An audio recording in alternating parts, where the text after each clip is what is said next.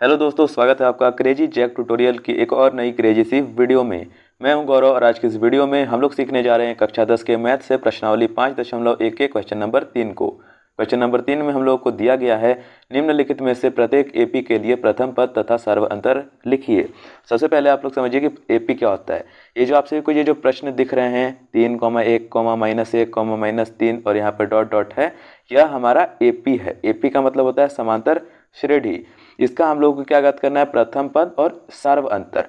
प्रथम पद यानी कि जो एपी आप लोग को दिख रही है, इसका जो सबसे शुरुआती अंक होता है उसको प्रथम पद कहा जाता है, और ये दूसरे पद और ये पहले पद के बीच के जो अंतर होता है ना, उसको सर्व अंतर कहा जाता है।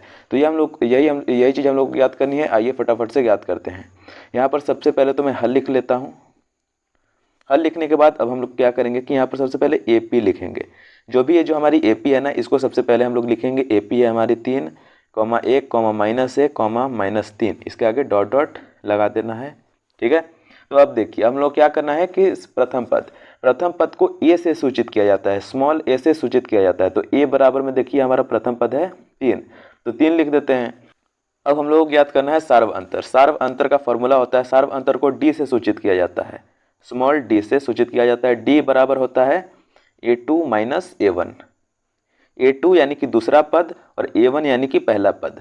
ठीक है, देखिए A2 क्या है हमारा, बराबर करके लिखता हूँ। A2 है हमारा 1 में से हम घटाएंगे 3 को यानी कि प्रथम पद को, तो इसका हम लोगों को मिलेगा उत्तर क्या मिलेगा। देखिए छोटी संख्या में से बड़ी संख्या को घटाएंगे तो उत्तर माइनस में आएगा, अंतर 2 है इसका। तो इसी प्रकार से हमारा जो ए हो गया दोस्तों, 1 मिनट, ए हो गया यानी कि जो प्रथम पद हो गया वो हो गया हमारा 3 और डी हो गया हमारा -2। इसी प्रकार से जो पहला वाला क्वेश्चन है यह समाप्त हो चुका है। इसके कुल चार भाग हैं, चारों भाग को आज की इस वीडियो में हल करेंगे। आइए अब चलते हैं दूसरे वाले क्वेश्चन पर। तो दोस्तों अभी आप सभी देख सकते हो ये जो हमारा दूसरा वाला क्वेश्चन है वह कुछ इस प्रकार से उसमें दिया गया है -5, -1, 3 और 7। आइए इसका हम लोग को सबसे पहले तो हल लिख लेना है। ठीक है, हल लिखने के बाद हम लोग क्या करना है कि एपी को, जो भी हमारी ये जो समांतर श्रेणी दी गई है, इसको लिखना है। यह है हमारा -5, -1, 3, 7, इधर ये बढ़ते जा रहा है। ठीक है, तो अब देखिए अब क्या करेंगे हम लोग, ए यानी कि प्रथम पद निकालेंगे। ठीक है, तो ए निकालेंगे। ए का मान यानी कि पहला वाला पद है हमारा -5, तो ये -5 हो जाएगा। और डी बराबर में मैंने आपको बताया था होता है A2 माइनस A1। तो अब A2 देखिए हमारा दिया गया है -1, इसमें से हमको घटाना है -5 को। ठीक है, तो इसको हम लोग क्या करेंगे, इस प्रकार से भी लिख सकते हैं हम लोग इसको। ये -5 है, -1 से -5 को हटा रहे हैं। तो अब देखिए जो -1 है वह तो उसी प्रकार से आ जाएगा। अब देखिए -5 है और यहाँ भी माइनस है, तो माइनस माइनस कैंसिल हो जाएगा, ये प्लस का निशान आएगा और 5 आएगा। अभी आपसे भी देखिए कि हम लोग जब -1 में से 5 को जोड़ेंगे तो क्या आएगा हमारा, 4 आएगा। क्योंकि इसको इस प्रकार से लिखा जा सकता है 5 - 1, उत्तर आपका 4 आएगा। तो ये जो हमारा डी का मान आया ये 4 आ गया। तो ए हम लोगों ने ज्ञात किया -5 और डी हम लोगों ने ज्ञात किया 4। इसी प्रकार से ये वाला क्वेश्चन भी समाप्त हो चुका है। यही हो जाएगा इसका आंसर। तो दोस्तों अभी आप सभी देख सकते हैं हमारा जो तीसरा वाला क्वेश्चन है, इसी वाले क्वेश्चन में वह हमें दिया गया है 1/3, 5/9, 9/3 और 13/3, और इसके बाद ये इसी प्रकार से बढ़ते जा रहा है। तो सबसे पहले मैंने आपको बताया कि हल लिखना है। हल लिखने के बाद हम लोग एपी लिखेंगे, समांतर श्रेणी लिखेंगे। वह है हमारा 1/3, उसके बाद आएगा 5/9, उसके बाद आएगा 9/3 और उसके बाद आएगा हमारा 13/3। ठीक है, उसके बाद ये बढ़ते जा रहा है, तो इस प्रकार से डॉट हम लोग दे देंगे।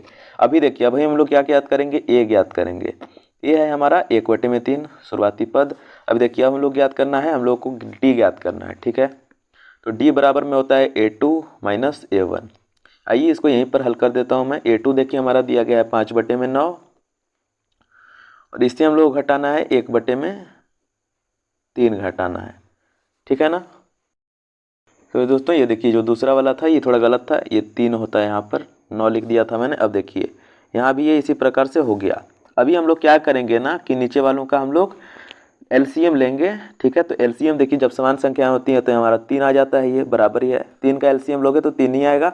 अब ऊपर वाली संख्याओं को उसी प्रकार से लिख देंगे 5 - 1। अब इसको जब आपसे भी सॉल्व करोगे तो दोस्तों आप लोगों को मिलेगा, नीचे तो 3 रह जाएगा और ऊपर 5 में से 1 को घटाएंगे आ जाएगा हमारा 4। तो उसी प्रकार से दोस्तों जो हमारा ए आया हमारा 1/3 और डी आया हमारा 4/3। ठीक है दोस्तों, तो यही हो जाएगा इसका आंसर। अब चलिए बढ़ते हैं हमारे आखिरी वाले क्वेश्चन पर। तो दोस्तों हमारा जो 4 नंबर का यानी कि जो चौथा क्वेश्चन है वह हमें दिया गया है 0.6, 1.7, 2.8, 3.9, इसी प्रकार से बढ़ते जा रहा है डॉट डॉट। ठीक है, तो यहाँ पर मैं सबसे पहले तो हल लिख देता हूँ। ठीक है, हल लिखने के बाद अब हम लोग क्या करेंगे कि AP को लिखेंगे। AP, ठीक है, AP होता है हमारा, ये देखिए 0.6 या फिर कहें तो 0.6, 1.7, 2.8 और 3.9। ठीक है, यह हमारा AP है। अब देखिए, अब हम लोग क्या करेंगे कि सबसे पहले तो A ज्ञात करेंगे। A है हमारा शुरुआती पद यानी कि 0.6। अभी देखिए D ज्ञात करेंगे। D होता है हमारा A2 माइनस A1। ठीक है, यह होता है। तो अब देखिए हम लोग इसको इसी प्रकार से ज्ञात करेंगे यानी कि 1.7 से हम लोग घटाएंगे 0.6 को। अभी देखिए इसको इधर घटा भी सकते हैं आपसे चाहो तो, 1.7 और 0.6। देखिए 7 में 6 को घटाओगे 1 आएगा और यहाँ पर 1 आएगा, 1.1 आया। ठीक है, तो 1.1 हो जाएगा हमारा आंसर। तो देखिए अभी हमारा हम लोगों ने A ज्ञात किया, यानी कि प्रथम पद ज्ञात किया 0.6 और हम लोगों ने D ज्ञात किया 1.1। यही हो जाएगा इस वाले क्वेश्चन का आंसर। इसी प्रकार से दोस्तों जो हमारा ये क्वेश्चन नंबर 3 था प्रश्नावली 5.1 का, ये भी समाप्त हो चुका है। अब हम लोग मिलेंगे अगले वाले क्वेश्चन के साथ, क्वेश्चन नंबर 4 के साथ। मिलते हैं अगली वाली वीडियो में। एंड हाँ, आप सभी जिनमें से जितने भी लोग चैनल पर नए हो प्लीज़ चैनल को सब्सक्राइब कर लेना एंड वीडियो को लाइक करना है बिल्कुल मत भूलना एंड सब्सक्राइब करके बेल वाले आइकन को भी ऑल पर सेलेक्ट कर देना आगे की हर वीडियो की नोटिफिकेशन पाने के लिए।